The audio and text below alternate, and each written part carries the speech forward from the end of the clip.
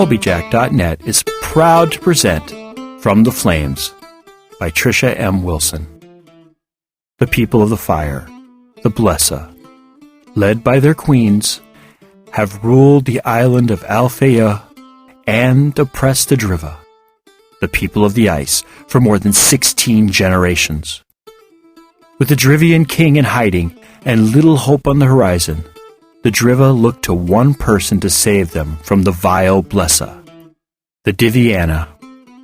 According to legend, the divinely gifted Diviana will one day overthrow the Blesa and restore the Drivian King to his rightful throne.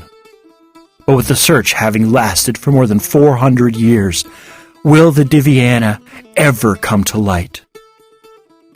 Willow is the slave of the Raskpil family. But at the age of 4, 20 years have passed since her life irrevocably changed. Her existence is no worse than any other slave, but within, Willow wonders if there isn't something more she should be doing with her life other than serving the ungrateful. Ordered to travel with her master's family to Sondertoft, so her master's adult children can take part in an ancient rite of passage, Willow is shocked when she learns that she too must participate. Will she fail as all before her have? Will she rise to the challenge and become stronger after passing through the flames?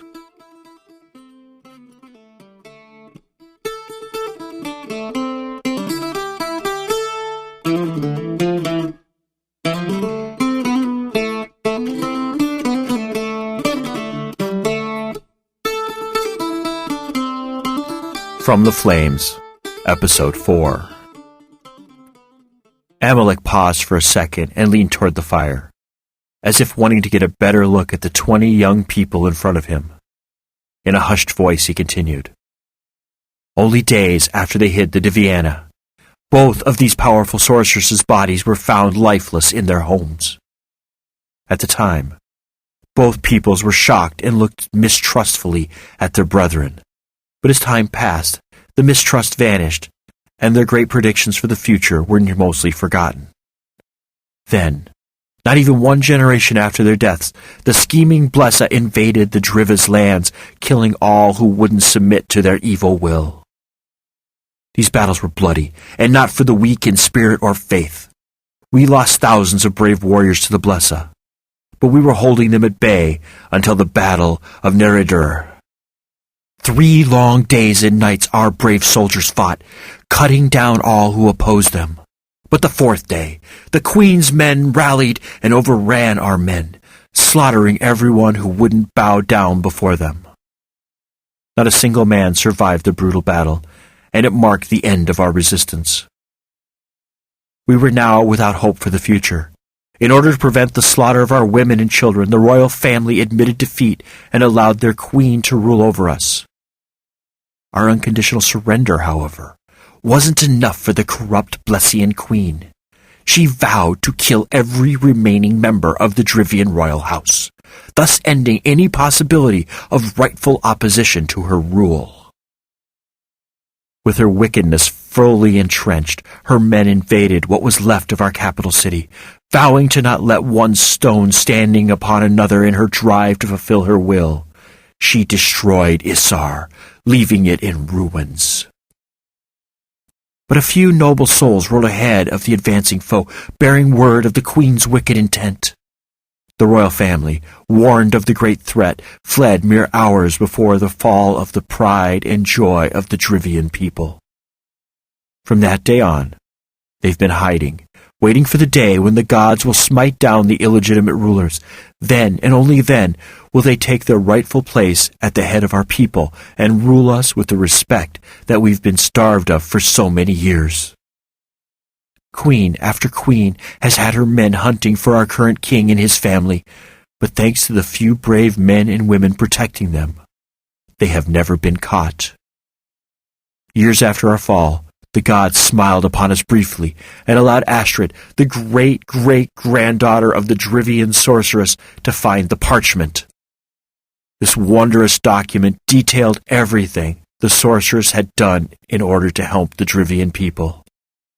Through the careful reading of this most holy relic, we learned the location of the island where the Diviana was hidden, and the manner by which the search must be conducted.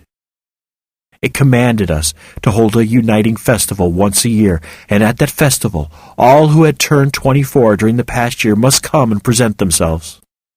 Only these blessed souls would be allowed to partake in the search for the Diviana. When all were gathered together on the longest day of the year, these chosen few would make the treacherous journey to the island of Gyllenholm and search for the clues left by the sorceresses. Only by finding these clues will our Savior be able to find the Diviana. But even if one finds the clues and understands them, the way before them will still be dangerous. The chosen one must pass a series of tests placed before them by the gods before they will be able to free the Diviana from its tomb. Finding the Diviana, however, is just the beginning of this special person's journey. Now in possession of the Diviana, they must find the other sacred objects the sorceresses created. Only when all are found and united by the God's chosen one will the house of Vigard be returned to its rightful place and the illegitimate rule of the Blesa overthrown. Amalek stopped speaking and let his eyes touch upon every single person in the room. What exactly he was looking for, Willow didn't know. But he must have found it, for he continued. The first year the search commenced. There was much heated debate as to who exactly was allowed to participate. Many thought only free men should have the honor, while others believed that free women also had the right to partake in the quest. None believed slaves should be allowed. The gods believed otherwise. As the Borgmeister's ship set sail for Gyllenholm, the skies turned black as the moonless night, and the sea's waves rose higher than the bluffs. The raging seas sealed the harbor, refusing all. We were trapped. The town elders debated as to what was to be done, with the dreadful knowledge that if they did not go forth on that day, the search would have to wait another year. It wasn't until Hans the Thoughtful suggested that the gods were displeased at who was being sent that the gods' will became known. Men and women were taken off and put onto the ship without any result. If anything, as minutes turned into hours, the skies became darker and seas more destructive. The gods' fury knew no care for anyone or anything. Our docks in our protected harbor were shattered. People were washed away. It was a rage unmatched by man. Hans, witnessing that there was no end to the gods' anger, suggested that letting slaves participate might placate the gods. He was ridiculed by the masses as a fool, but the Borgmeister respected Hans's opinion. So all slaves of age went onto the ship along with the freeborn. Immediately the seas calmed and the clouds disappeared. The ridiculing crowd went on bended knee and praised the gods for their mercy. Hans then spoke these words from the gods. All must search for the Diviana. None, for any reason, shall be turned away, or the denier will feel our wrath. The lawkeeper, upon hearing what the gods had proclaimed, wrote their will into our laws. Only after he consulted Hans, however, did he add that if the finder of the Diviana was a slave, they and their progeny would become forever free. These acts must have pleased the gods, for every year for the last 16 generations, the people of this great land have searched for the elusive Diviana without further incident. But even with that blessing, none have yet been successful.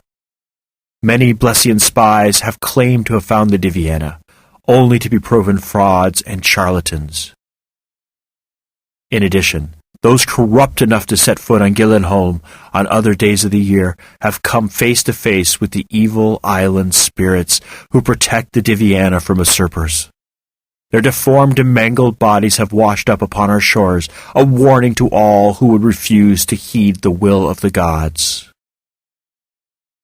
You 20 will only receive this one chance tomorrow to find the Diviana. Failing is not a dishonor, for all have failed to find it, including myself. Amalek said with a chuckle. But for the one who does find it, for the one who has made the gods smile upon them. Glory and hardship are in your future, for you are the only one who can liberate us and bring harmony back to our land." None gathered within the hall dared to speak after Amalek finished his telling. Looking at her fellow searchers, Willow saw that most were not shocked by his revelations. Willow, however, was stunned. Had she really heard Amalek correct? Would she truly be free if she found the Diviana? But how could she find it when no one had any idea what it looked like or what it was? And if she didn't find it, what would happen if Naya or Ricky found it? By the gods, her life would become even worse than before. They'd lord it over her head forever, never letting her forget that they were the savior of their people, and she was less than nobody. All of these questions and fears ran through her head, making her dizzy with possibilities. A man seated a few people away from Willow broke the silence. "What is the Diviana? I mean, what exactly are we looking for?" The answer to your question has been haunting scholars since Asher had found the sacred parchment all those years ago. What these wise men have come to agree upon is that the finder of the Diviana will be able to channel the powers of the other sacred objects through the Diviana, thus using their combined powers to defeat the Blesa. Many believe it is a sword or some other sort of weapon, while a few swear that the Diviana is not an object at all, but a spirit created by the sorceresses in conjunction with the gods, which will inhabit the finder, giving them the wisdom they need to fulfill their destiny. Silence lingered in the hall, with only an occasional noise coming to them from outside. Willow stared into the fire, looking for answers and comfort, but found none. "Tomorrow my ship, the Kaya, sets sail with the noontide. All of you need to be present, or else the gods will prevent us from going to Gillenholm. Do not be late, and bring only what you will need. All of you may leave, for today's initiation is over." Amalek got to his feet and looked down on the group still sitting. "Get some sleep. You will all need sharp eyes if you are to find the Diviana." The group started to get to their feet, being sure to stay as far from Willow as humanly possible. She stayed in her seat, continuing to gaze at the fire. The flames called to her, drawing her into their depths. With every passing second, the dancing flames reminded her more and more of her nightmare. She could almost picture these flames as the ones in her dream, cutting her off from freedom, from something else. There was something beyond the flames, something just out of reach. Willow squinted her eyes, suddenly desperate to know what was just beyond her sight. She just began to make out an image hidden in the flames when someone bumped into her, breaking her concentration. Looking up, she thought it was Naya and Ricky. "Mother says you are to go directly to the inn and to remember your punishment," Naya said in a gleeful voice. "As we," Ricky said, indicating himself and his sister, "will be enjoying the festival. Make sure our clothes for tomorrow are wrinkle and stain-free. Also make sure we have food for when we are on the island." "Of course," Willow murmured. She didn't raise her eyes until they had left the hall, leaving her and Amalek alone. Getting to her own feet to leave, Willow stopped when Amalek asked, "What did you see in the fire?" Turning toward him, she said, "In the fire? Nothing, sir. I thought I saw something, but it must have been my imagination. In all my years as Borgmeister, I have never had a searcher stare so long and hard at that fire. It is whispered among some elder scholars that the one who will end our oppression will be able to look into fires and see." "See what, sir?" Willow asked before she could stop herself. Amalek smiled and said, "I was hoping you'd be able to tell me. Oh well, good night, child." "Good night, sir," she said before slipping out of the hall. As she made her way back to the inn, Willow saw that the festival was beginning to become rowdy. Everywhere she looked, people were drinking, dancing, yelling, and having a wonderful time. While a part of Willow yearned to join the merry festival-goers, to be allowed to have some fun, Another part of her, the bigger part, wanted to go to bed and not worry about what was going to happen on the morrow. Moving very quietly as she entered the room they were staying in, Willow saw that nobody was asleep. "They're probably out relaxing and having fun at the festival," Willow thought as she laid out her pallet in the only space available. After getting ready for bed and making sure that the proper night clothes were laid out for her master and mistress, Willow got into bed and closed her eyes, praying that the disturbing fire dream would stay away.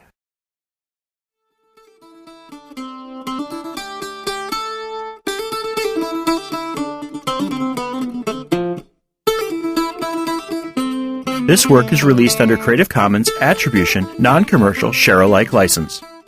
Do what you want with it. Remix it, re-record it, transcribe it, share it. Just don't sell it or change the terms of the license. Your creation must be released under an Attribution, Non-Commercial, Share-alike license. Thank you for listening and have a nice day.